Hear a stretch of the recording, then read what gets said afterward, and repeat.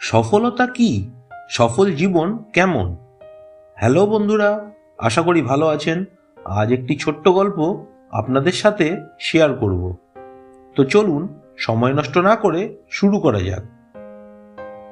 একদিন একটি ছোট্ট বাচ্চা ছেলে তার বাবাকে জিজ্ঞাসা করল, বাবা, জীবনে সফলতা আসলে কি?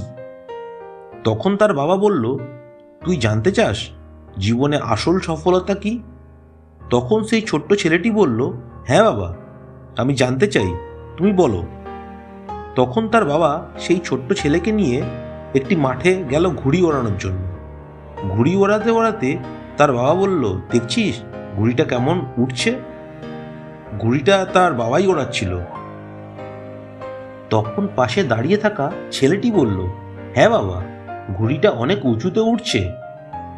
আর ছেলেটা খুব মনোযোগ দিয়ে ঘুড়ি ওড়ানো দেখছে। কিছুক্ষণ পর সে তার বাবাকে বলল, বাবা, সুতোর কারণে ঘুড়িটা বেশি দূর যেতে পারছে না, আমরা কি সুতোটা কেটে দেব? তখন বাবা সুতোটা কেটে দিল। এবার ঘুড়ি আরও ওপরে উঠতে থাকলো এবং ক্রমশ দূরে যেতে থাকলো। কিছুক্ষণ পর দিগন্তে হারিয়ে গেল।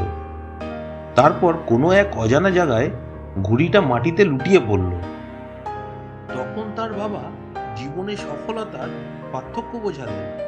আমরা যে উপরে উঠতে চাইছি, সেই উপরে ওঠা কিছু রীতিনীতি দ্বারা বাধাপ্রাপ্ত হচ্ছে, যেমন সংসার, পরিবার, সমাজ ইত্যাদি। আমরা এগুলো থেকে বাধামুক্ত হতে চাইছি। আসলে এগুলোই হলো আসল সুতো, যা আমাদের উপরে উঠতে সাহায্য করে। সুতো ছাড়া উপরে ওঠা অসম্ভব। আর আমরা যদি সুতো ছাড়া উপরে উঠতে চাই, তাহলে আমাদের সেই অবস্থাই হবে যা সুতোহীন ঘুড়িটির হয়েছিল। তাই সাফল্যর চূড়ান্ত সীমায় নিজেকে নিয়ে যেতে সেই সুতোর সাথে কখনো সম্পর্ক বিচ্ছিন্ন করা যাবে না।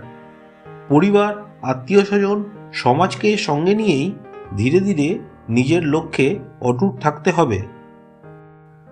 যদি লক্ষ্যে পৌঁছাতে মাঝপথে অনেক বাধা বিপত্তি আসে, সেই বাধা বিপত্তিগুলো অনেকাংশে আপনার সুতো মানে আপনার পরিবার শোষণ করে নেবে।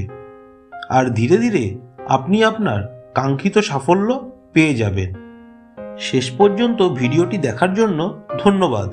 ভিডিওটি ভালো লাগলে লাইক, কমেন্ট, শেয়ার এবং সাবস্ক্রাইব অবশ্যই করুন।